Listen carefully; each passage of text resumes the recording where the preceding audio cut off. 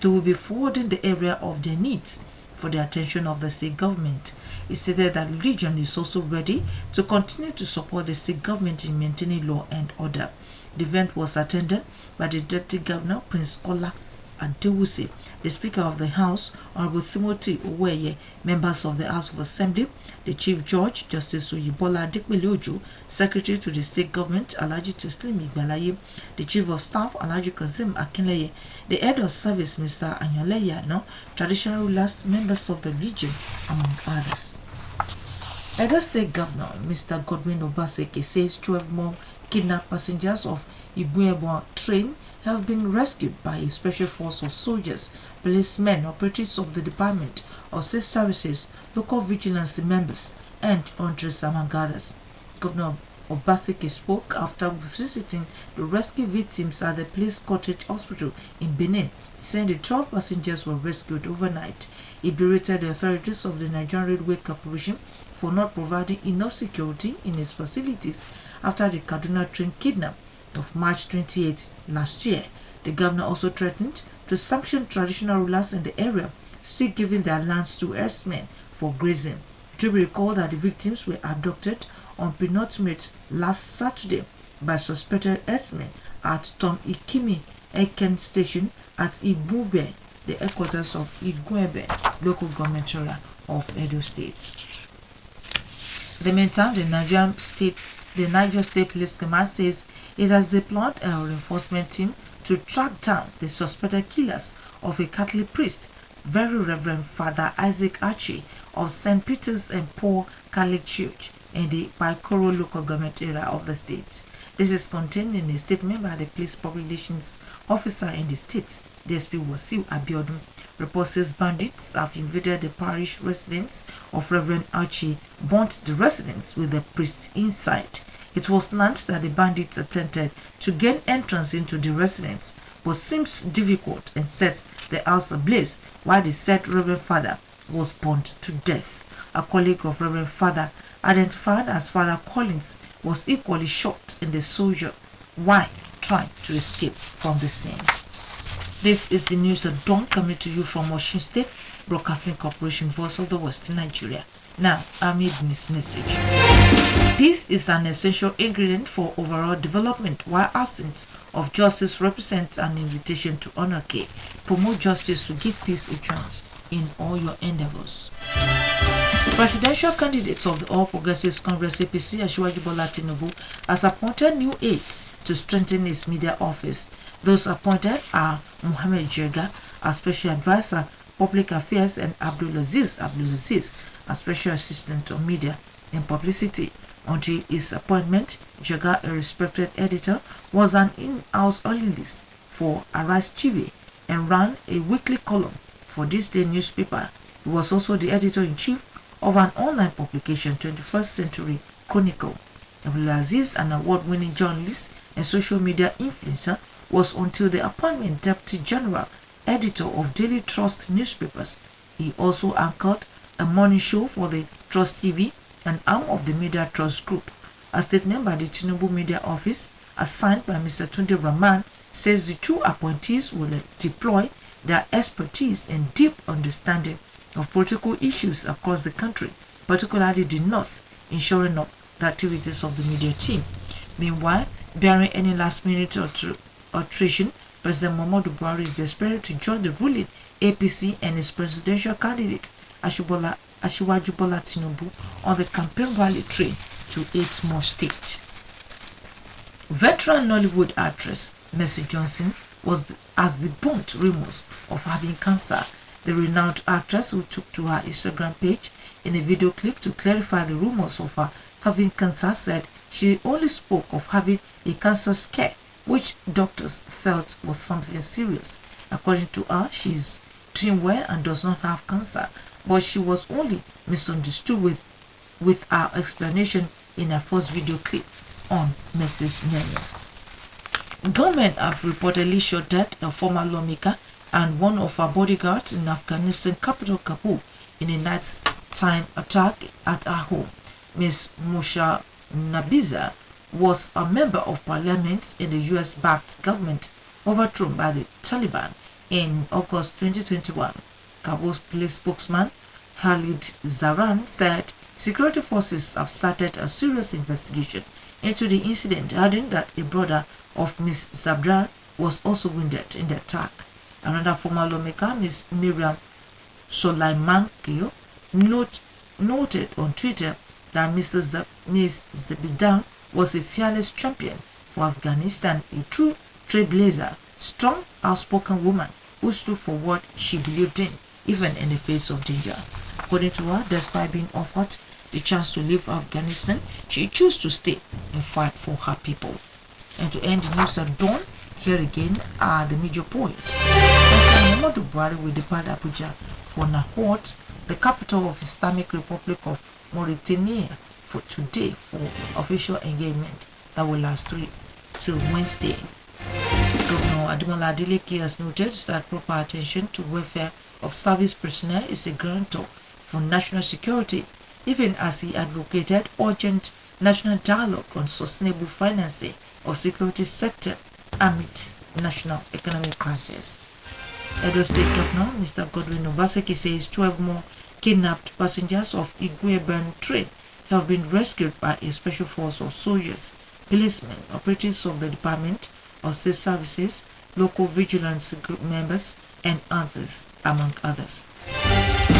Government have reportedly shot down a former lawmaker and one of her bodyguards in Afghanistan capital, Kabul, in a nighttime attack at her home. That was the news of dawn, edited by Latif Agbola and delivered by Olushola Egbodofo.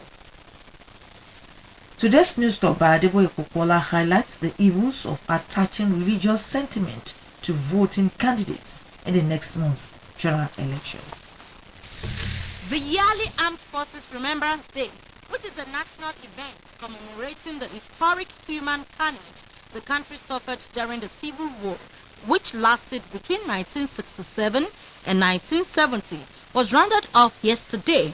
Osun State government joined the national event with the laying of wreaths at the state center of the fallen heroes. Despite the agonies of the Civil War calamities, it is disheartening that the relics of imbroglio, which snowballed to hostilities that plunged the country into panic and melancholic war, are still the matrix of the country's national schemes today. It would be recalled that the civil war in the country was substrated in ethnic and religious segregation in the country's post-independence party politics. This resulted in regionalization of political actors whose ideologies were diffused in ethnicities and religions. It is so evident that religious dogmatism and ethnic chauvinism in politics are immediate causes of bitterness and scandalism in civil polity, as was the case in the country's first republic. It is apposite to note that the military foray into politics that followed the ethnopolitics of the 1960s gave rise to incendiary political atmosphere, which escalated to civil war that it took the country 3 years to quench. The aftermath of the civil war were years of military interregnum, which eroded the democratic culture that should have advanced the economic prosperity of the country. This perhaps makes the discordant sound by some groups which amplifying religion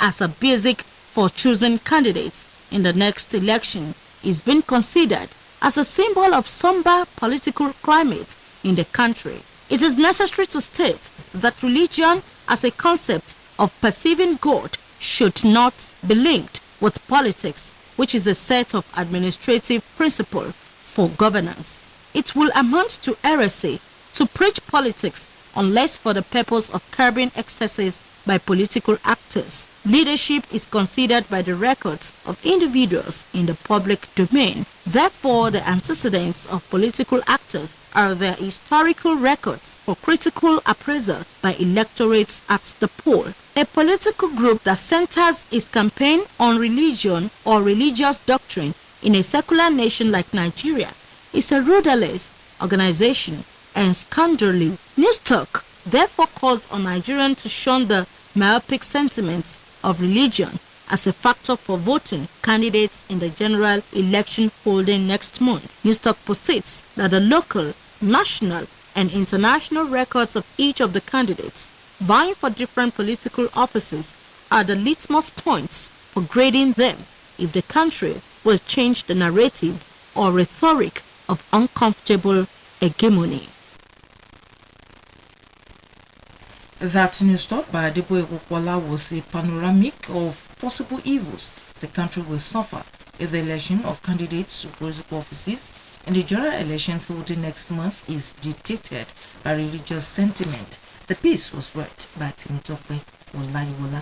Thanks for listening to the news. Good morning.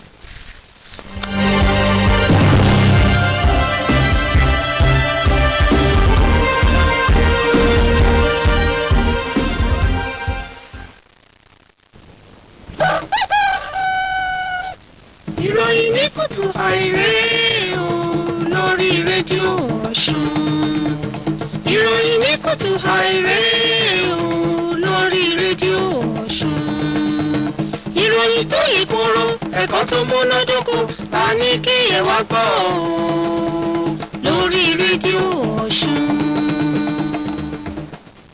Ẹ kú ìdájí o, ìròyìn ní kùtù àì. Adéyẹmí Adélékè ló ń ròyìn ṣáájú ẹ̀gbọ́n kókó tó wà nínú ìròyìn náà. Ààrẹ Muhammadu Buhari yóò tẹkọ̀ létí lọ sí Mauritania fún ìpàdé àbẹ̀wò ọlọ́jọ́ méjì. Gómìnà ìpínlẹ̀ Ọ̀ṣun pè fún àpérò àpapọ̀ lórí àmójútó ìfẹsẹ̀múlẹ̀ ètò ààbò.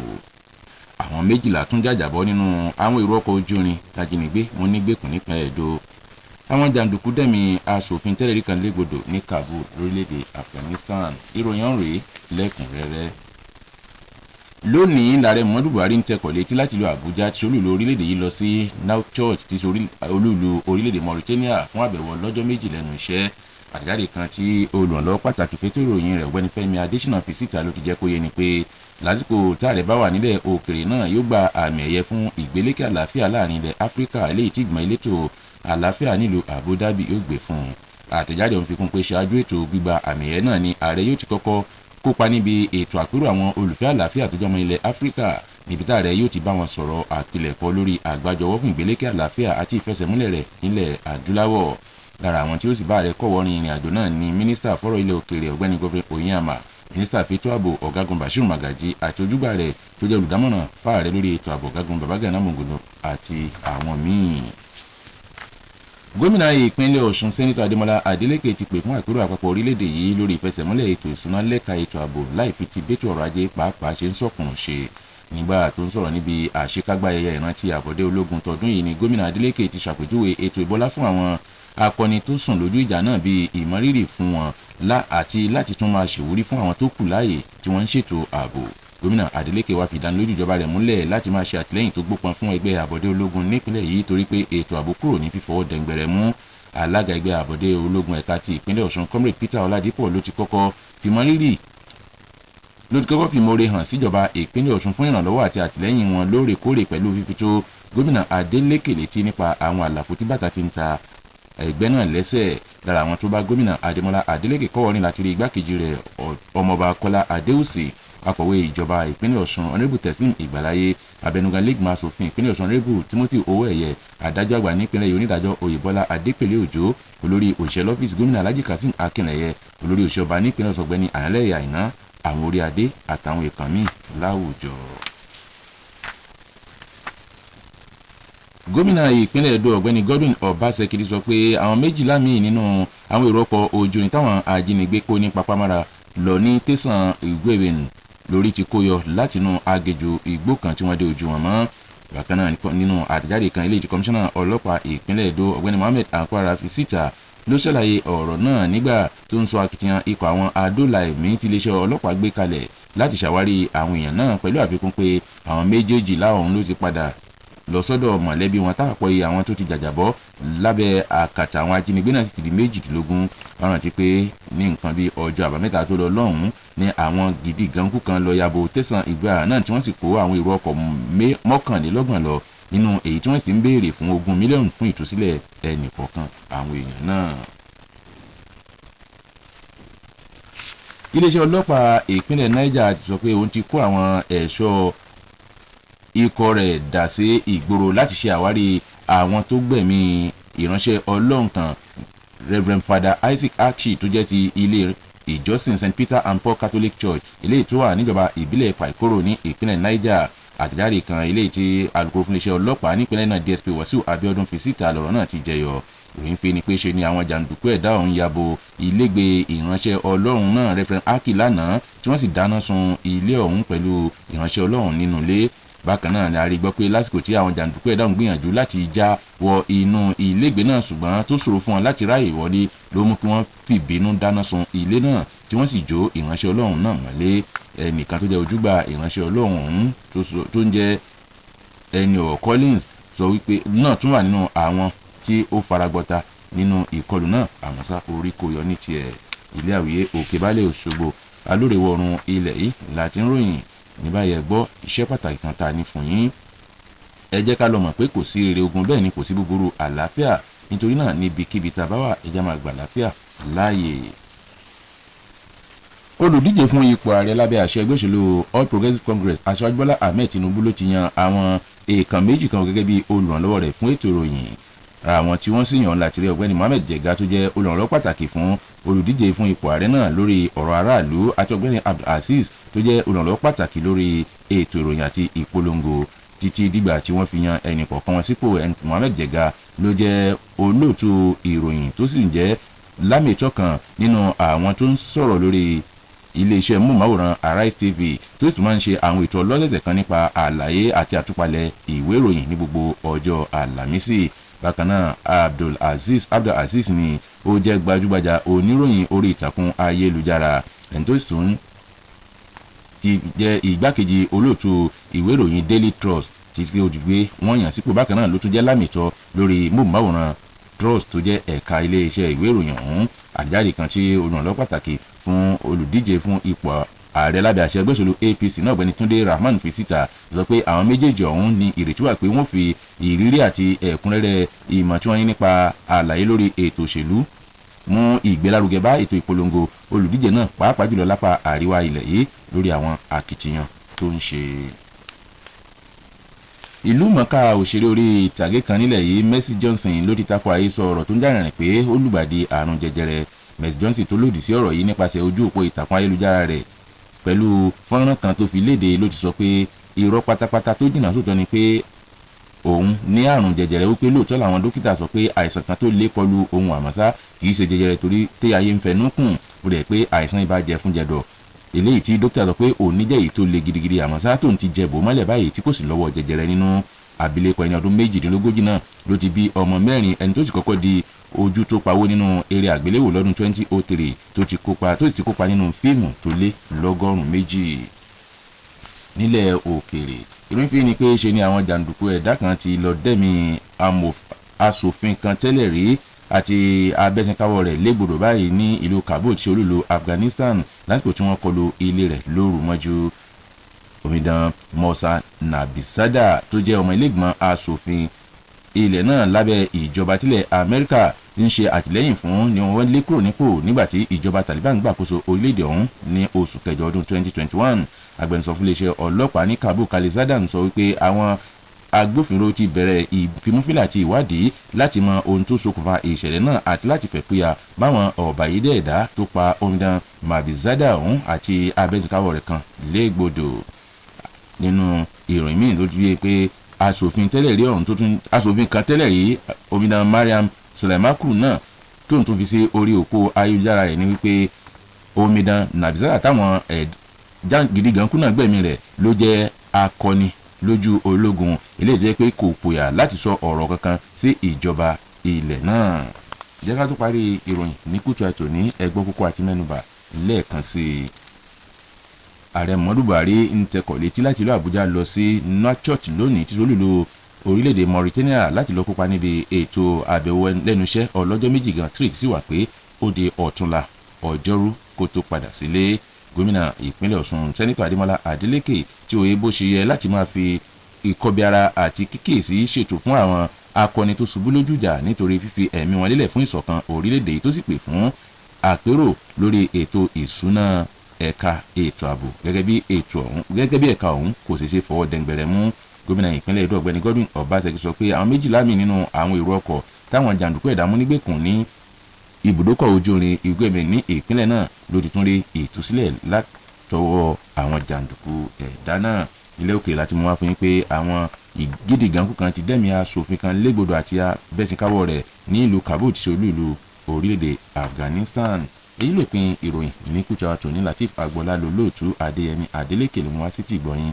Èrò tiwa tòní tí Adébóyè Púpọ̀lá jẹ́ka ìrìn àtọ̀ tó ń lọ níṣẹ́ ìbẹ́ ìgílọ́wẹ̀ rẹ̀ ló tàn mọ́lẹ̀ sí bí àwọn èrò òdì kan ṣe wà nípa títọwọ́ ẹ̀sìn bọ yíyan àwọn olùdíje fún ipò òṣèlú eléyìí tí ó sì bẹnu àtẹ́lù nítorí ètò ìdìbò àpapọ̀ ilẹ̀ yìí oṣù tó ń bọ̀ ẹ̀jẹ̀ àgbọ̀. Lánàá ni àyájọ́ ọjọ́ ìrántí àwọn ọmọ ológun tí wọ́n ti sùn lójú ìjà eléyìí tó máa ń wáyé káàkiri orílẹ̀-èdè yìí láti mọ rírì àwọn akọni tó ti jìyà dojú ikú lásìkò ogun abẹ́lé eléyìí tó wáyé láàrin ọdún 1967 sí 1970 wá sópin. Gómìnà ìpínlẹ̀ Ọ̀ṣun sẹ́nitọ̀ Adémọ́lá Adélékè náà darapọ̀ mọ́ àwọn gómìnà yòókù níbi tó ti fi ọ̀wọ̀n lélẹ̀ láti ṣèrántí àwọn ọmọ ológun tó ti sùn ọ̀hún láì fi ọ̀rọ̀ ogun tí ó dàbí iyán tí ó sì dàbí ẹmu tó jẹ́ pé bíbẹ́sílẹ̀ rẹ̀ ní ipa ìjayà àti hílàhílo lórí ọ̀rọ̀ ìdàgbàsókè orílẹ̀-èdè yìí títí di òní olónìí. A rántí pé ogun abẹ́lé ọ̀hún ló wáyé látàrí ọ̀rọ̀ ẹ̀sìn ẹlẹ́yàmẹ̀yà ṣáájú òmìnira ọ̀rọ̀ òṣèlú èyí tí àbáyọrí rẹ̀ wá já sí pínpín sẹ́kùnjẹkùn àwọn òṣèlú pẹ̀lú ìwòye ọ̀tọ̀ọ̀tọ̀ nídìí ọ̀rọ̀ ẹ̀yà àti ẹ̀sìn. Èyí gan ló di ẹ̀rí máa jẹ́mi nìṣó fún bí àwọn èèyàn ṣe máa ń gbé ọ̀rọ̀ ẹ̀sìn àti ẹ̀yà wọn lérí gẹ́gẹ́ bí àwọn òṣèlú ìgbàanì. Ó tún ṣe pàtàkì láti mọ̀ pé yíyọjú àwọn ọmọ ológun sọ́rọ̀ òṣèlú ló bẹ̀rẹ̀ lẹ́yìn ìjà òṣèlú tó wáyé ní nǹkan bí ọdún 1960 eléyìí tó fa gbọ́nmi sí omi òtó lágbo òṣèlú tó sì wá di ogun abẹ́lé tó gba orílẹ̀-èdè yìí tó ọdún mẹ́ta gbáko kó tó rodò lọ mú mi. Àtúbọ̀tán ogun abẹ́lé ọ̀hún ni bí àwọn ọmọ iléeṣẹ́ ológun ṣe bẹ̀rẹ̀ ìjọba tiwọn èyí tó sọ iná ètò òṣèlú orílẹ̀-èdè yìí tó yẹ kó ti gbọ̀rẹ̀gẹ̀jigẹ̀ di èyí tó ń jó àjórẹ̀yìn. Ó tún yẹ ká mọ̀ wípé kò dára láti dá ọ̀rọ̀ ẹ̀sìn tí í ṣe ọ̀nà láti wá ojú Ọlọ́run pọ̀ mọ́ ọ̀rọ̀ òṣèlú tó wà fún ìṣètò àti ìdarí ìlú. Bákan náà ló jẹ́ ìgbésẹ̀ àìtọ́ láti máa wàásù òṣèlú lórí pẹpẹ àyàfi tó bá wá láti bẹnu àtẹ́lu èyíkéyìí èèwà àṣejù àwọn olóṣèlú. Wàyí o ìgbésẹ̀ bí àwọn èèyàn kan ṣe ń lọ ọ̀rọ̀ ẹ̀sìn mọ́ àti yan aṣojú nínú ìdìbò tó ń bọ̀ ló jẹ́ èyí tó farapẹ́ àìní ìrírí tó lẹ́ka òṣèlú.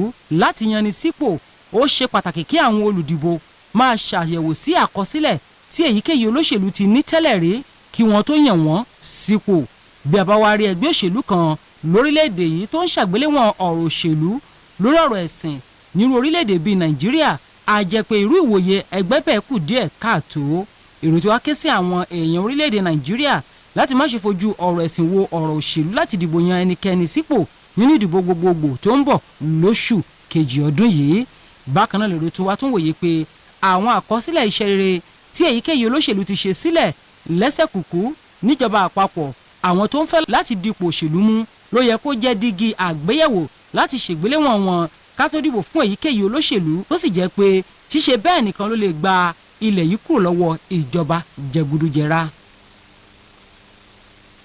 Èrò tiwa tẹgbọ́ tán ni Adébóyè Púpọ̀ látẹ̀ka ìròyìn àtọ̀ tó ń lọ níléeṣẹ́ ikọ̀ eléyìí tó fi bójú àwọn àléébù torílẹ̀-èdè yìí lè dojúkọ nípa títọwọ́ ẹ̀sìn àti ẹlẹ́yàmẹ̀yà bọ yíyan olùdíje fẹ́tò òṣèlú nínú ìdìbò gẹ́gẹ́ bí tó dìbò ilẹ̀ yìí ṣe ti ń súnmọ́ etílé. Adéwùmí Adékọ́lá ló tu lókà lédè Yorùbá lẹ́ẹ̀kan sí mo kí n ẹ̀kú àsùnjì.